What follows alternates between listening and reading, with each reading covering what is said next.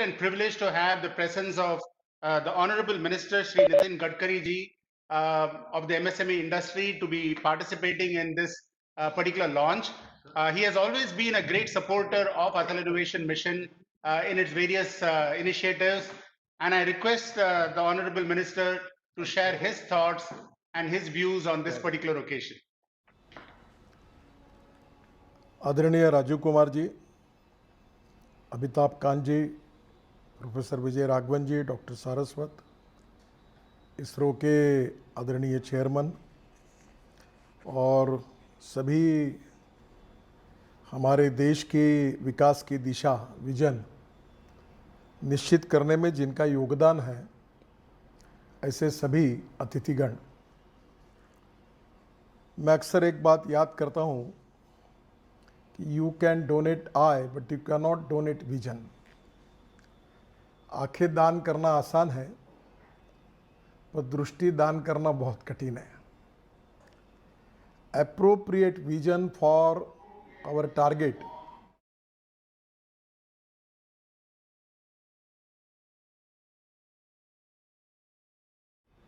and for the people and all the stakeholders।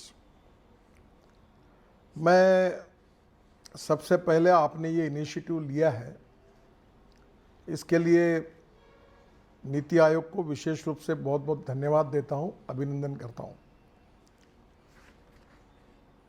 MSME हमारे देश का ग्रोथ इंजन है और अभी देश में टोटल जीडीपी में 30% हमारा कंट्रीब्यूशन है, वो हम 50% तक बढ़ाना चाहते हैं। हमारा जो टोटल एक्सपोर्ट 48% है वो एमएसएमई से है, वो हम 60% तक ले जाना चाहते हैं। और उसके साथ साथ अभी तक 11 करोड़ जॉब्स क्रिएट हुए हैं। हम इस 5 साल में 5 करोड़ जॉब क्रिएट करेंगे, ऐसा टारगेट हमने सामने रखा है। स्वाभाविक रूप से ये टारगेट पूरा करने में आप जैसे सभी प्रमुख लोगों का बहुत बड़ा योगदान भी है और मार्गदर्शन भी है। निश्चित रूप से आप जो नीति निर्धारण कर रहे हैं, उसके द्वारा आत्मनिर्भर भारत की संकल्पना पूरी होने वाली है। मैं आज के इस अवसर को ध्यान में लेते हुए कुछ एमएसएमई में आपके विचारार्थ कुछ मुद्दों को रखना चाहता हूँ।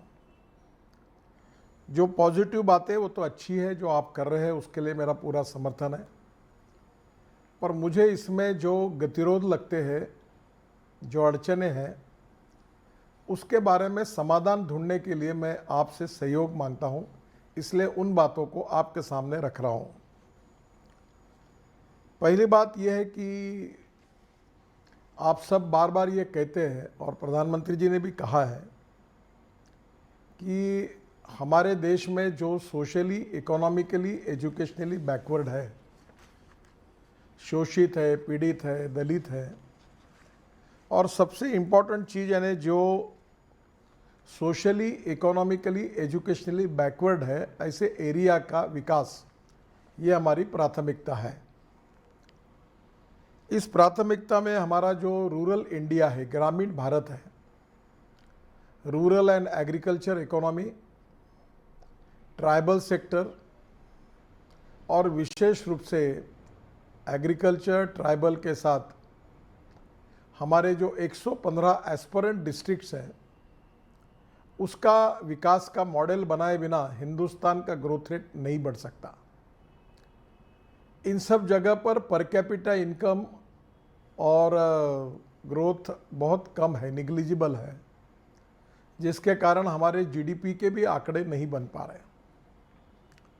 काफ़ी दिन के अनुभव के बाद, और मैं ज़्यादातर ग्रामीण क्षेत्र में काम करता हूँ, इस मेरे अनुभव के साथ मुझे ऐसा लगता है कि इस बात को, इस तथ्य को स्वीकारना होगा कि अर्बन इंडिया, रूरल इंडिया, और नीतियों को बनाते समय हम लोग अर्बन और रूरल इंडिया दो परिप्रेक्ष्य में अगर सोचेंगे तो स्वाभाविक रूप से, नैसर्गिक रूप से हमारी प्रायोरिटी ये रूरल इंडिया पर आएगी। क्योंकि अर्बन इंडिया की जो समस्या है जिसका हम लोग आज सामना कर रहे हैं, उसका एक कारण ये भी है कि हमने रूरल एग्रीकल्चर ट्राइबल इंडिया को नेग्लेक्ट किया है। तो मैं आपको सबसे पहले इस बात के लिए अनुरोध करूंगा कि आत्मनिर्भर भारत बनाने का जो मिशन है उसकी इसमें आज हमें आगे जाने में हमारी स्ट्रेंथ क्या है, हमारी वीकनेसेस क्या है, इसका अध्ययन नीति आयोग से कोई अच्छे तरह से उसका अध्ययन नहीं कर सकता। और आत्मनिर्भर भारत बनाने में जो मुझे लगता है कि जो हमारी अड़चनें हैं उसको दूर करने में नीति आयोग ही इसका समाधान ढूंढ सकता है, क्योंकि अलग अलग डिपार्टमेंट के साथ इसका कोऑर्डिनेशन करना होगा।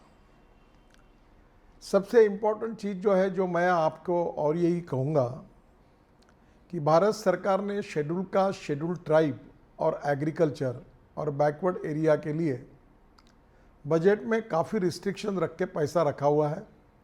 स्टेट गवर्नमेंट ने भी रखा हुआ है, पर इन पैसों का जो उपयोग हो रहा है रिसोर्सेस का, इसका अगर परफॉर्मेंस ऑडिट आप करेंगे तो मुझे लगता है कि इसमें और ज़्यादा इसका परिणाम कारक उपयोग हो सकता है।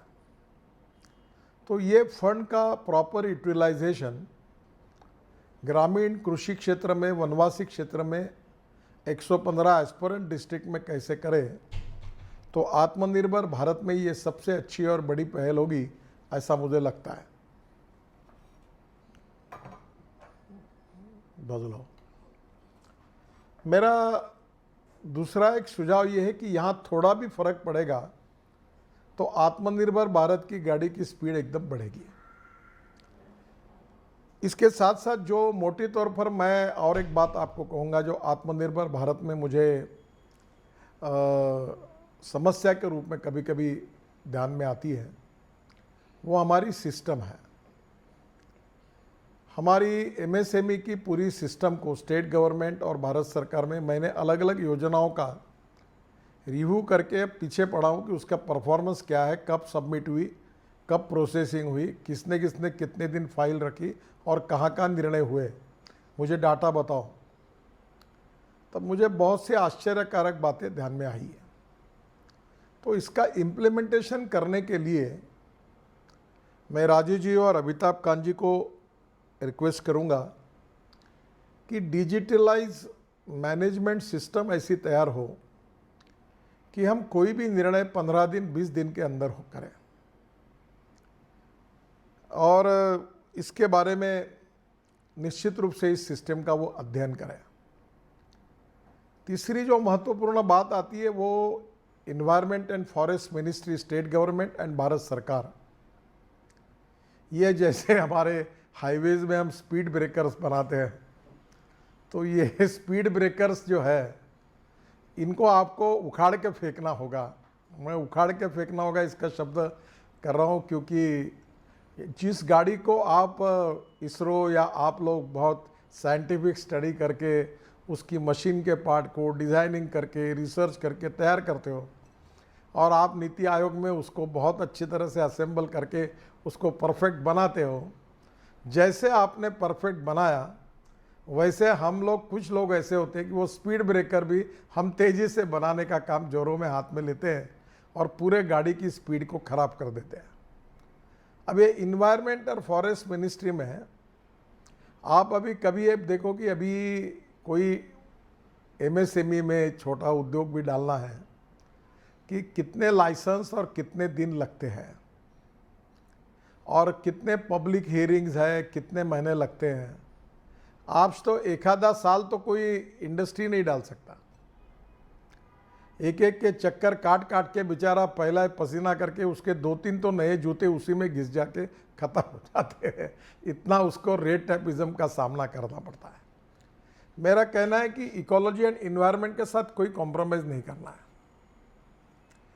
इकोलॉजी एंड इन्वायरमेंट के साथ पूरी तरह कटिबद्धता रख के जो इसका वायोलेशन करेगा उसको कड़ी से कड़ी सज़ा होगी, फाइन होगा, उसमें कोई दिक्कत नहीं है। पर ये सेल्फ असेसमेंट सिस्टम के आधार पर अगर ये हो तो मुझे लगता है कि इसका खुद ही ऑडिट करे, खुद ही उसको चेक करे, और अगर पब्लिक ग्रीवेंसेस में अगर तकरार आती है और साबित होती है तो फाइन की मर्यादा 10 गुना बढ़ा दीजिए, और 2 बार 3 बार फाइन करने के बाद लगे तो परमिशन कैंसिल भी कर दीजिए। पर हर आदमी, जैसे हम लोग हमारे सिस्टम, हर आदमी डिसऑनेस्ट ही है, हर आदमी चोर है, ऐसा समझ कर ही अगर नीतियाँ बनाएंगे तो जो अच्छे लोग हैं, जो काम करना चाहते हैं, उनको भी हम गतिरोध लगाएंगे। ये बात जितनी महत्वपूर्ण है कि जो सिस्टम में गलत लोग हैं उनको रोकना, उनको आइडेंटिफाई करना और उनके ऊपर कार्रवाई करना। तो ये मुझे लगता है कि इस बात का भी संशोधन करना आवश्यक होगा। तीसरी जो बात मैं आपके सामने रखूंगा, जो प्रधानमंत्री जी ने कही और आपने लिखी, वो बहुत ही एप्रोप्रिएट है कि science should help to solve the socio economic problems of common people, extend, bracket में लिखा है, scientific research from labs to the land. तो पहली बात तो मैं आपको, डॉक्टर सारस्वत साहब भी थे, अभी इसरो के लोग भी बैठे हैं, आपके कितने रिसर्च जो है वो कितने पब्लिक में पहुंचे हैं। नीरी हमारे यहाँ काम करती है, बहुत सी गवर्नमेंट की ऑर्गेनाइजेशन है। आप केवल एक बार वेरीफाई कर लीजिए कि इनके रिसर्च एक्सेसिबल है क्या। जिनको एक्सेसिबल है उनको परमिशन देने में, उनको मदद करने में, पॉजिटिव रोल में इनकी कितनी दिक्कतें हैं, उनमें कौन से एग्जिस्टिंग रूल्स एंड रेगुलेशन है जिसके कारण ये मदद कर सकते हैं, नहीं कर सकते हैं। एक बार इसका इवैल्यूएशन आप करिए। मेरे ध्यान में ये आया कि इन संस्थाओं से उस रिसर्च को लेना और प्रैक्टिकल लेवल कर उसको पूरा करना, इसमें काफ़ी गैप्स हैं। और इसलिए मैं ये आपको कहूँगा कि हमारी सभी गवर्नमेंट की रिसर्च इंस्टीट्यूट, कभी रिसर्च ऑर्गेनाइजेशंस, अलग अलग फील्ड की, इनके टोटल रिसर्च जो है, जो प्रधानमंत्री जी ने अपेक्षा व्यक्त की है, क्या वो रिसर्च छोटे, गरीब, सोशली, इकोनॉमिकली, एजुकेशनली बैकवर्ड लोगों तक आसानी से पहुंच सकते हैं क्या। इसमें स्टार्टअप जो आपका अटल मिशन है बहुत अच्छा काम कर रहा है। मैं पहली बात तो आपके काम को अप्रिशिएट करता हूं। मैं कोई टीका टिप्पणी या निगेटिव बात नहीं कर रहा हूं, पर मैं अपने आत्म परीक्षण में मेरे डिपार्टमेंट की जो दिक्कतें आती है जिससे मेरी स्पीड बढ़ सकती है, वो बातें आपके विचारार्थ रखना चाहता हूं। तो पहली बात, इसको भी आप जरूर एक बार वेरीफाई करिए। तीसरी महत्वपूर्ण बात है फाइनेंस की। हम सब बातों के नाटक कर सकते हैं, पैसे का नाटक नहीं हो सकता है। और इसलिए मेरे ध्यान में छोटे छोटे ग्रासरूट पर आया कि जीनियस, इंटेलिजेंट, इनिशिएटिव लेकर काम करने वाले खूब लोग हैं, महिला है, पुरुष है, पर उनको दिक्कतें हैं। पैसे वाले को पैसा आसानी से मिलता है, पर जिसके पास टैलेंट है, इनोवेशन है, रिसर्च है, एबिलिटी है, कैपेबिलिटी है, उसको कोई पैसा आसानी से मिलता नहीं है। और आज बैंकों के इसमें जाकर पैसा लेना, या आपको भी पता है कि इस समय कितनी उस प्रकार की अड़चनें, जो आज का विषय नहीं है। तो फाइनेंशियल कैपिटल लेजिटिमेट, जुनाइन और कॉम्पिटेंट लोगों को, स्टार्टअप को आसानी से कैसे मिले, इसकी सिस्टम को भी आपने इतना डिजिटलाइजेशन में काम किया है कि राघवन साहब को मैं कहूँगा कि ईज़ ऑफ बिजनेस बार बार प्रधानमंत्री जी कह रहे हैं, तो ये टोटल सिस्टम को आप कैसे करें। मैं टीका टिप्पणी नहीं करता, पर वो मैं अभी ये वीडियो कॉन्फ्रेंसिंग करता हूँ तो एक दिन मेरे कार्यक्रम का इतने बार खराबा एनआईसी ने किया, तो मैंने हमारे सेक्रेटरी को कहा कि आइंदा कभी एनआईसी को काम देगा तो याद रखना आप, ताकि मैं गुस्सा हो गया, क्योंकि हर कार्यक्रम में वो अपना प्रभाव रख के ही जाते थे। अब मुझे नहीं समझ में आता कि इतने बड़े साइंटिस्ट और है, और सब बातें होने के बाद जो बात अगर प्राइवेट कर सकते हैं बाकी लोग, तो हम क्यों नहीं कर सकते। तो मुझे लगता है ये एक इम्पॉर्टेंट चीज़ है। तीसरी बात, मेरे डिपार्टमेंट के अनुभव के आधार पर मैं एनएचआई में कह रहा हूँ, एक तो पहला नीति आयोग का मैं धन्यवाद दूंगा कि उनके सहयोग से मैंने टनल में एक काम लिया था, जोजिला टनल के लिए, और मैं जब मेरे पास फाइल आई थी तो उसकी कीमत बढ़ाने के लिए मुझे अनुमति मांगने के लिए आई थी, जो मैंने रिजेक्ट की, और वो कीमत 11 साढ़े 11 हज़ार करोड़ तक जा रही थी। तो मैंने कहा ये टनल तो हमको करना ही नहीं, इतने पैसे में नहीं होगी। और फिर नीति आयोग के सहयोग से भी हमने और हमारे एसोसिएशन के साथ, पीएचडी चैम्बर एसोसिएशन के साथ ओबेरा होटल में स्टेक होल्डर की कॉन्फ्रेंस ली थी, जो टनल का काम करते हैं, डिज़ाइनिंग करते हैं। और टेक्निकल और फाइनेंशियल क्वालिफिकेशंस मैंने ध्यान में लेकर वो बदल दिए, उसमें काफ़ी इंटरेस्ट लिया और एक्सपर्ट लोगों की भी सलाह ली और काफ़ी वर्क हुआ आप सबके सहयोग से।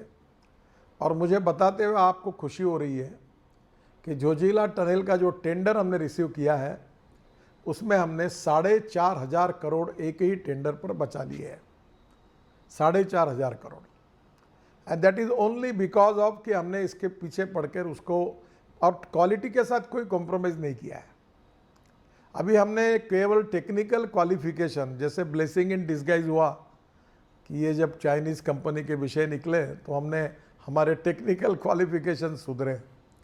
तो कल मैं हमारे सेक्रेटरी और चेयरमैन को, मेरे से रहा नहीं गया, तो मैंने उनको कहा कि आप टेक्निकल क्वालिफिकेशन जो बनते हैं, मैं किसी पर चार्ज नहीं लगाता हूँ, इस देश के बड़े लोगों को वही काम करे, दूसरे कोई कंपटीशन में न आए, ऐसे लिए ही आप बनाते हो क्या, ऐसा पूरा संशय इससे से आता है। तो मैंने कहा कि आपने जिसको क्वालिफाई किया है उसको मैं बेस्ट अवार्ड का बख्शिश देता हूँ, तो ये क्या दिक्कत है। और हमने उसको डाइल्यूट किए। फॉर्चुनेटली मेरे सेक्रेटरी इस समय बहुत अच्छे हैं और उन्होंने बहुत इनिशिएटिव भी उन्होंने भी लिया और काफ़ी निर्णय अभी हमने किए। आपको अभी एक ब्रिज हमने गंगा पर बनाया, उसमें हमारा 25% लोअर जाकर एक देश के बेस्ट ब्रिज कॉन्ट्रैक्टर ने लिया। देखिए, यही मैं क्यों आपको कह रहा हूँ कि दीज आर द स्मॉल चीज़। अभी आप एक एक फील्ड का, आप एग्रीकल्चर की बात कर रहे हैं, मैं अब रोड कंस्ट्रक्शन की बात करता हूँ। मैंने कल एक सीमेंट मैन्युफैक्चरर को कहा कि मैं 1 लाख करोड़ का सीमेंट एक साल में NHAI में रोड के लिए आपसे खरीदी करता हूँ। कंक्रीट के रोड मुझे बनाना है।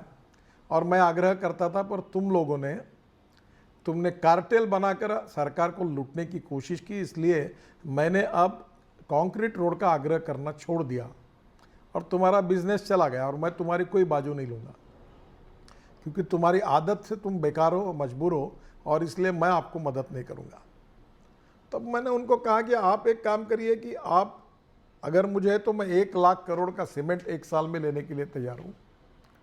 30 से 40 हज़ार करोड़ का रेडी मिक्स कंक्रीट खरीदने के लिए तैयार हूँ।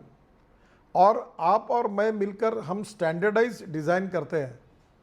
आपके फैक्ट्री में आप टोटली प्री कास्ट में स्टैंडर्ड डिज़ाइंस के रोड के जो बीम्स बनाने के हैं वो करिए। और अभी आपको बताते हुए खुशी हो रही कि मलेशिया से हमने एक टेक्नोलॉजी अप्रूव की।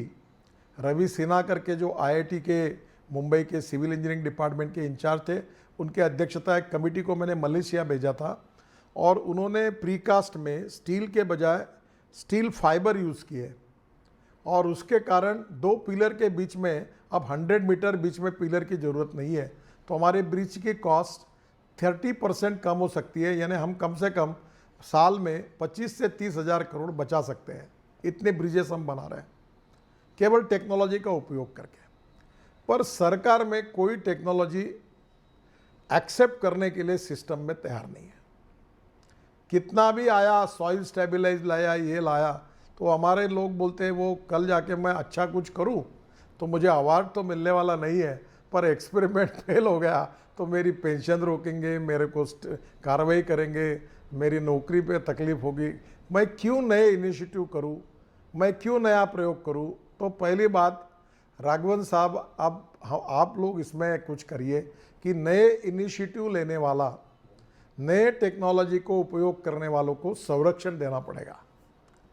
जैसे bank is a business, bank में कोई कर्जा देगा तो 100 में से 10 केसेस फंसेगी, 90 चलेगी, कभी प्रॉफिट में रहेगी, कभी नहीं रहेगी। तो आप बोलोगे कि तुम अगर डिफॉल्ट हो गया तो मैनेजर इज रिस्पॉन्सिबल, तो गड़बड़ होगा। अभी हमारे यहाँ पूना में एक सरकारी अधिकारी ने ऑर्डर निकाला कि जिस कंपनी में कोरोना होगा, कोविड होगा, उस कंपनी का मैनेजिंग डायरेक्टर ये उसके लिए रिस्पॉन्सिबल रहेगा। ये ऑर्डर निकला हुआ है। और ये निकालने वाला आदमी छोटा नहीं है, आईएएस ऑफिसर है, कमिश्नर है। जब लोग ये भी आपके फिर ऐसा ही है तो पुलिस कमिश्नर ऑफिस में 400 पुलिस वालों को कोविड हुआ है, तो आप पुलिस कमिश्नर पर क्या कार्रवाई करोगे? कलेक्टर के ऑफिस में इतने हुए, उसके ऊपर क्या कार्रवाई करोगे? तो there is a difference between letter and spirit. Using of initiative, new initiative, startup, new technology, इसके बारे में पॉजिटिविटी, कॉन्फिडेंस और प्रयोगशीलता के लिए रिस्क लेने की तैयारी का माहौल बनाने के लिए आई डोंट नो, इसको कायदा सुधारना पड़ेगा या मोरल सपोर्ट करना पड़ेगा। देखो, जो रास्ते पे चलेगा उसका एक्सीडेंट होगा ही, जो काम करेगा उसकी मिस्टेक्स होगी। If the mistakes are bona fide, forgive them, and the mistakes are mala fide, sack them. पर आप बोनाफाइड मिस्टेक्स के लिए लोगों के करियर खराब करेंगे तो कॉन्फिडेंस लेवल कम हो जाएगी।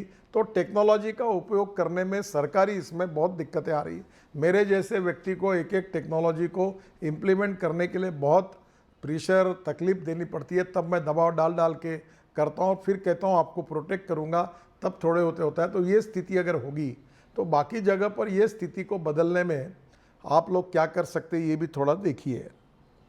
एक जो मैं तो आज मेरी ही दिक्कतें आपके सामने रख रहा हूँ, इसका मुझे संकोच हो रहा है, पर मैं आपके जैसा अच्छा प्लेटफॉर्म नहीं है, क्योंकि आप लोगों पर मेरा ये पॉजिटिव विश्वास है कि आपको अगर समस्या मिलेगी तो आप उसका निश्चित रूप से सॉल्यूशन और समाधान निकाल सकते हो। दूसरी बात जो आपने अभी एग्रीकल्चर डिपार्टमेंट में कही, अभी देश में 3 साल हमको है इतना चावल पड़ा हुआ है, और चावल पड़ा, ये केस स्टडी लगे तो राजू कुमार जी आप कर ले। प्रधानमंत्री जी ने कहा 4 बार कि सैनिटाइजर क्यों नहीं बनता चावल से, तो चावल से बनता है, क्योंकि चावल से अब इथेनॉल बनाने की भी हमने अनुमति दी है। और इथेनॉल में अभी फ्लेक्स इंजन लाकर पेट्रोल और इथेनॉल, ये मैं लगातार कोशिश लगाऊं कि इथेनॉल के पंप भी खड़े होंगे, क्योंकि भारत सरकार ने 250 करोड़ की जिसकी वर्थ है उसको पेट्रोल पंप डालने की अनुमति देने की नीति बनाई है। और पर उसको कंडीशन है कि पेट्रोल पंप पर उसको अल्टरनेटिव फ्यूल या इलेक्ट्रिक चार्जिंग स्टेशन करना होगा। तो अब स्वाभाविक रूप से ये राइस टू इथेनॉल की इकोनॉमी, ये कम से कम 40,000 करोड़ की रूरल एग्रीकल्चर सेक्टर में हो सकती है। अभी पंजाब सरकार ने चावल बेचने के लिए निकाला है सड़ा हुआ, उसका रेट मिनिमम 6.5 रुपये किलो है। हमारी एमएसपी हम बढ़ानी चाहिए, मजबूरी है, तो नीति आयोग भी जानती है, पर हमारी एमएसपी इंटरनेशनल प्राइस और मार्केट प्राइस से ज़्यादा है। तो अब लगभग शुगर में भी वही हुआ, चावल में भी हुआ, गेहूं में हुआ, सब में हो रहा है। तो ये सब सरकार कहाँ खरीदी करेगी और कहाँ रखेगी? और अगर खरीदी करके रखेगी तो हमारे पास गोडाउन में अब चावल रखने के लिए जगह नहीं है, गेहूं के लिए जगह नहीं। हरियाणा सरकार ने डिक्लेयर किया है कि आप चावल नहीं लगाओगे तो आपको इंसेंटिव मिलेगा। अब मेरे आपसे अनुरोध है कि जो प्रॉब्लम है उसका समाधान ढूंढना, जो समस्या है उसका उपाय ढूंढना, जो सरप्लस है उसमें से टेक्नोलॉजी और इनोवेशन लाकर उसको वैल्यू एडिशन करना और रोजगार निर्माण करना, that is to be a priority for country. और ये आत्मनिर्भर भारत में आवश्यक है। पर मैं अब कोशिश कर रहा हूँ, पर अभी भी राइस से इथेनॉल बनाने की एक भी फैक्ट्री शुरू नहीं हो पाई। अब ये पूरा राइस का कन्वर्शन इथेनॉल में होगा तो पेट्रोल, हमारा क्रूड ऑयल का इंपोर्ट कम होगा, पोल्यूशन कम होगा, क्योंकि ग्रीन फ्यूल है। इस प्रकार के करीब मैंने 50 एक सेक्टर देखे हैं। अभी आपको एक बहुत अच्छा इफेक्ट बता रहा हूँ। ऑटोमोबाइल इंडस्ट्री वालों के साथ बातचीत हुई तो एक ध्यान में आया कि एमएसएमई में जो ऑटोमोबाइल स्पेयर पार्ट्स में काम करते हैं, अब ये टोटल इंडस्ट्री है 4,85,000 करोड़ की, और इनका एक्सपोर्ट है 1,45,000 करोड़ का। और आज एकदम ध्यान में आया कि जो बाहर से जो स्पेयर पार्ट्स जो इंपोर्ट करते थे, ये आज के माहौल में उन्होंने इंडिया में लेना शुरू कर दिया, तो नेचुरली इसका इम्पैक्ट बहुत बड़ा आया। तो अब वो काफ़ी एमएसएमई को फ़ायदा हुआ। अभी प्रधानमंत्री जी ने एक कल्पना निकाली, मुझे बहुत आश्चर्य लगा कि टॉयज़ की कल्पना उन्होंने कही। अब टॉयज़ इंडस्ट्री 10,000 करोड़ की बन सकती है। अब हमारे टेक्नोलॉजी सेंटर जो है, इसमें हमने नीति बनाई थी, पुराने मेरे सचिव बहुत आग्रही थे एमएसएमई में, वो बोलते थे ये मंजूर हुआ हो जाने दो 20 सेंटर, एक सेंटर पे 250-300 करोड़ खर्चा कर रहे थे। तो मैंने उनको कहा कि आप क्यों करते हो, आप देश की इंडस्ट्री को, आईआईटी को, इंजीनियरिंग कॉलेज को, पॉलिटेक्निक कॉलेज को और इंडस्ट्री को कहो कि तुम technology, training, skilled and research centre खोलो, बिल्डिंग और लैंड आपकी होगी, इंफ्रास्ट्रक्चर आपका होगा, जितनी मशीन आपको लगेगी वो सरकार ग्रांट में रूप में देगी। अगर इस आधार पर स्कीम बनाओगे तो 20 के जगह हम 200 टेक्नोलॉजी सेंटर खोल सकते हैं, ताकि रिसर्च करने के लिए। और मैं ये मानता हूँ कि गवर्नमेंट की इंस्टीट्यूशन अच्छी है, पर गवर्नमेंट से प्राइवेट में और अच्छा उसमें हो सकता है research, product development and designing. तो टेक्नोलॉजी सेंटर्स में research, training, skilled, product designing और उसकी क्वालिटी, इसमें हम लोग हजारों सेंटर्स खोलने चाहिए, इसी देश की आवश्यकता है। अभी टेक्नोलॉजी सेंटर परसों हमने राजस्थान में खोला, तो टेक्नोलॉजी सेंटर के एक के सब सेंटर्स खोलने की भी योजना तैयार की है और उन्होंने बहुत अच्छा काम किया है। तो मैं आज आपको यही कहूँगा कि ये जो मिशन है, जो उद्दिष्ट आपने रखा है, वो बिल्कुल सही है। मैं जो बात आपने सोची वो एकदम सही है। जो मिनिस्ट्री का आपने जो सामने रखा हुआ है, वो मुझे लगता है उसकी व्याप्ति थोड़ी सी लोगों पर भी छोड़ देनी चाहिए। जो bank of ideas, innovation and research, ये हमारी कल्पना है, उसमें पब्लिक से हम लोग अलग अलग प्रकार की आइडियाज़ ले, अलग अलग डिपार्टमेंट की, और फिर उनको सपोर्ट करें। तो जैसे मेरे पास ही हर डिपार्टमेंट की अलग आइडिया, जैसे परसों मैं आपको कह रहा हूँ कि मैं फूड अपने मिनिस्टर जो है प्रोसेसिंग, उनके साथ हमारी कॉन्फ्रेंस हुई, उनने आग्रह से मुझे बुलाया था। तो मैंने रेलवे को पूछा कि हम लोग कंटेनर में जो सब्जियां लेके जाते, फ्रूट वेजिटेबल, तो वो कंटेनर जो ट्रक पे रखते हैं, तो ट्रक में अरेंजमेंट है कि उसको इलेक्ट्रिक देकर, पावर देकर हम उसका ये मेंटेन करते हैं टेम्परेचर। तो रेलवे में आपने एसी कोच बनाया 2 टायर और 3 टायर, पर रेलवे के रैक में 40 फ्रूट वेजिटेबल के कंटेनर को वही सिस्टम से जिसने आपने आपके डब्बों को एसी किया, AC first class, AC 2 tyre, 3 tyre, उसी से आप कंटेनर को पावर देकर वो क्यों नहीं ठंडा बना सकते हैं। तो उन्होंने कहा हमने अभी तक इस पे सोचा ही नहीं। मैंने बोला सब लोग ट्रक पे लेकर माल जा रहा है, एक एक कंटेनर पोर्ट पे। अगर आप ये करोगे तो नासिक से 40 कंटेनर की ट्रेन पोर्ट में जाएगी, तो लॉजिस्टिक कॉस्ट कम होगी। अब मैंने उनको एक सुझाव दिया था कि रेलवे के साथ मिलकर, अब नासिक में प्याज है, तो नासिक में जैसे अभी पैसेंजर ट्रेन निकलती है, वैसे हर दिन एक ट्रेन पैच की जाएगी गुवाहाटी में, एक ट्रेन जाएगी बेंगलोर में, एक ट्रेन जाएगी दिल्ली में, एक ट्रेन जाएगी चंडीगढ़ में।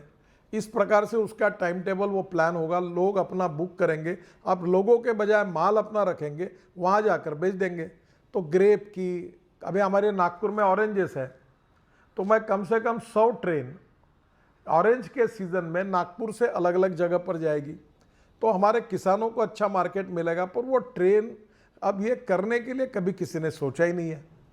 इसमें प्राइवेट सेक्टर को लाना चाहिए और इसमें एकदम अच्छा होगा। मैं आपको एक अनुभव बताता हूँ कि मैं स्वीडन गया था 5-6 महीने पहले, तो मैं नागपुर के संतरे लेकर, कोई उसका एक्सपोर्ट नहीं होता, वो बिटरनेस है, खट्टा है, ऐसा कहकर वो टेबल फ्रूट करके अच्छा है तो कोई लिए नहीं। तो मैं दुबई उतरा और मैंने होटल में दुबई के जो बड़े बड़े स्टोर के कम से कम 15-20 लोगों को बुलाया चाय के लिए, और मैंने अपने लिए हुए संतरे लेकर चाय भी पिला और एक एक संतरा उनको दिया।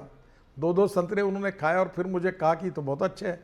अब मैंने उनसे 50 कंटेनर का ऑर्डर लाया। अब मैं नागपुर के संतरे इस बार दुबई को एक्सपोर्ट कर रहा हूँ। अब अभी एक अच्छी हुई कि यहाँ नोगा करके एक कंपनी है, नागपुर ऑरेंज ग्रोवर एसोसिएशन। अब कभी मैं राजीव कुमार जी दिल्ली आऊँगा तो आपके लिए जाम लेके आऊँगा। उन्होंने क्या किया है कि जाम में संतरे का साल डाला और एक साल उसके ऊपर डालकर इतना टेस्टी संतरे का जाम बनाया, मैं आपको दूंगा तो आपने कभी खाया नहीं होगा, इतना अच्छा है। अब उसका एक्सपोर्ट मार्केट है, पर बेचारी कंपनी सरकार की है, महाराष्ट्र सरकार की, बंद होने के कगार पर है। अब मैंने कहा तुम मेरे को तुम्हारा जाम दे दो, मैं तुमको मार्केट करके मदद करता हूँ। प्रॉब्लम ये है कि there are thousands of lakhs of genius intelligent people जो करना चाहते हैं, करने की ताकत रखते हैं, एबिलिटी रखते हैं, पर हमारे एटमॉस्फेयर में, इकोसिस्टम में उनको हेल्प करने की काफ़ी दिक्कतें आती है। और दिक्कतों को आइडेंटिफाई आप भी कर सकते हैं, मैं भी कर सकता हूँ। उनको कम करके इनको प्रोत्साहित करने में ये अच्छे एंटरप्रेन्योर बन सकते हैं। और ये जब तक ऐसे इस प्रकार की एक्सपोर्ट को बढ़ाएंगे, इंपोर्ट को कम करेंगे और इंपोर्ट सब्स्टिट्यूट कॉस्ट इफेक्टिव और पोल्यूशन फ्री हमारी नीति होगी, तो रोजगार का निर्माण होगा। और इसका प्रायोरिटी ग्रामीण, कृषि, agriculture, rural, tribal, socially, economically, educationally backward area, नहीं तो जो अच्छे लोग हैं, धनवान लोग हैं, वही लोग अपने स्कीम का फ़ायदा लेते हैं। जो आखिरी पायदान पर खड़ा है उनके पास योजना नहीं पहुंचती। और जो प्रधानमंत्री जी का स्पिरिट है कि science should help to solve the socio economic problems of common people, this common people means socially, economically, educationally backward, rural, tribal, agriculture. और यहाँ इसमें schedule caste, schedule tribe ministry का भी फंड उपयोग करके, एमएसएमई का भी आप हमको मार्गदर्शन करके इसकी पर कैपिटा इनकम और ग्रोथ रेट में कंट्रीब्यूशन बढ़ाने में आपका उपयोग होगा तो बहुत अच्छा होगा। आपके सबके सहयोग से एमएसएमई की डेफिनेशन अब बदल गई है। काफ़ी बड़े प्रमाण पर अलग अलग सेक्टर को हम लोग हेल्प करने की बात कर रहे हैं, पर मैं भी मंत्री करके महसूस करता हूं कि जो कुछ किया है वो बहुत कम हुआ है। बहुत कुछ करने की आवश्यकता है जिसके लिए पैसे की ज़रूरत नहीं है, जिसके लिए अप्रोप्रिएट निर्णय, appropriate vision, transparent, time bound, result oriented, digitalise system, fast track decision making process और इसमें रेट टैबिज्म से मुक्ति। और ये करने पर हिंदुस्तान में काफ़ी स्टार्टअप करने वाले कैपेबल लोग लाइन में खड़े हैं और आपने ऐसे अनेक लोगों को दिशा दी है, जिसके लिए मैं नीति आयोग को धन्यवाद दूंगा। तो मुझे लगता है अब उन सब लोगों को इनिशिएट करने में आपने ये जो आत्मनिर्भर भारत का अटल न्यू इंडिया चैलेंजेस के इसमें ये जो प्रमोशन का कार्यक्रम लिया है, बहुत अच्छा है। इसकी व्याप्ति और बढ़ाइए। मुझे थोड़ा सा दुख है, मुझे माफ़ करिए। आज मैंने अपनी दिक्कतें और प्रॉब्लम आपके सामने ज़्यादातर रखे, पर मैं इस बात को रिकग्नाइज़ करता हूँ आप सबको कि आप लगातार आत्मनिर्भर भारत की दिशा में, इस देश की उन्नति कैसे हो, इंपोर्ट कैसे कम हो, एक्सपोर्ट कैसे बढ़े, हमारी इकोनॉमी आगे कैसे जाए, नए रोजगार का निर्माण कैसे हो, इस आधार पर आप जो काम कर रहे हैं, तो मैं इसमें आपको मेरे तरफ से बहुत बहुत धन्यवाद दूंगा। और आखिरी का एक ही मुद्दा राजीव जी मुझे आपको कहना है, ये परीक्षा उसी दिन हम पास होंगे जिस दिन हमारा इंपोर्ट कम होगा, हमारा एक्सपोर्ट बढ़ेगा, ग्रोथ रेट बढ़ेगा और एमएसएमई का भी हमारा जो कंट्रीब्यूशन है वो भी कम से कम टोटल ग्रोथ में ज़्यादा होगा। मुझे याद है मैं पिछले 5 साल में जब शिपिंग, वाटर ट्रांसपोर्ट और रोड मिनिस्ट्री का मंत्री था, तो मुझे जब ये स्टैटिस्टिक में बताया गया कि देश के जीडीपी में 3% कंट्रीब्यूशन मेरे मिनिस्ट्री ने किया है। मैं वाटर रिसोर्सेज का भी उस समय मंत्री था, वो डिपार्टमेंट मेरे पास थी, तो मुझे बहुत तसल्ली हुई कि एग्जैक्टली आत्मनिर्भर भारत करने में ये मेरे डिपार्टमेंट का योगदान हुआ, जो 3% मेरा कंट्रीब्यूशन जीडीपी में हुआ। क्यों नहीं आप लोग तय करके हर मिनिस्ट्री को कहते हो कि तुम इतना कंट्रीब्यूशन करो आत्मनिर्भर भारत को बनाने में, तुम्हारे यहाँ से इतने रिजल्ट निकलने चाहिए। नहीं तो ये रफ का फेयर करने वाले विद्यार्थी बहुत होते हैं, स्कूल में बैठ कर रफ में लिखते और घर में आके फेयर करते। ये फुकट के मेहनत से क्या होने वाला है। We need to change some drastic change, revolutionary change और परफॉर्मेंस ऑडिट और इकोनॉमिक रिजल्ट्स में उसकी परिणामकारकता आएगी। उस दिशा में हम लोग काफ़ी आगे जा रहे हैं। मैं आपको डिस्करेज नहीं करूंगा, आप लोग प्रयास भी कर रहे हैं और काफ़ी आगे जा रहे हैं।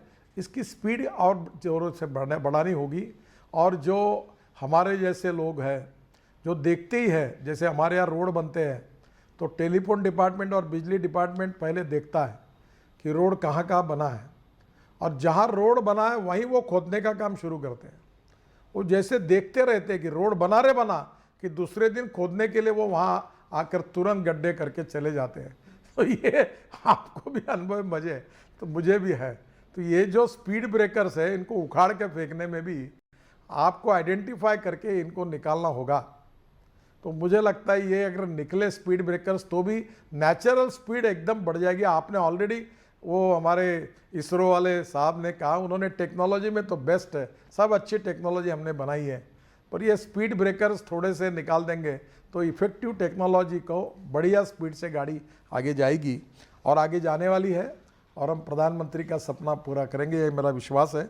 मैं फिर से एक बार आपको बहुत बहुत बधाई देता हूँ और आपको धन्यवाद देता हूँ। और एमएसएमई विभाग का आप सब लोग मिलकर पूरा माइन्यूटली एनालिसिस करिए, हमारी त्रुटियां, हमारी कमियां बिना संकोच हमें बताइए, हम उसको रेक्टिफाई करने की कोशिश करेंगे।